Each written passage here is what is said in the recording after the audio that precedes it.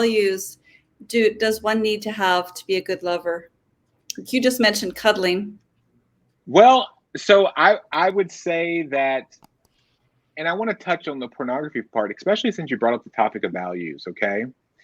And first off, I think that the values to be a good lover really revolve around being conscious and aware of your partner's needs.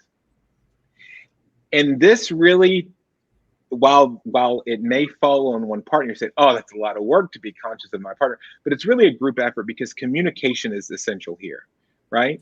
I tell couples and individuals all the time that you need to be able to communicate with your partner what it is that you want sexually, what feels good sexually, what you like sexually. And the only way you can communicate this is if you know what you like sexually and what you want sexually. You cannot expect your partner to have osmosis and have telepathy and automatically know what it is you like, what feels good, and all of that. And would you be surprised, Barbara, if I told you that most couples, when they come into therapy, and I asked one of them, well, they're complaining, oh, our sex life is bad, it's gotten really boring. And I said, well, what do you want sexually? And they go, well, I want to have fun. Well, what does that mean?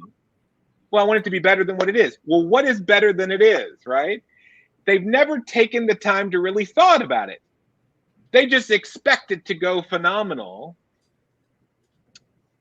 And I tell because we live in a society today that a lot of couples, and you mentioned this earlier, if the sex is bad, let's end the relationship. Let's move on to the next partner, right?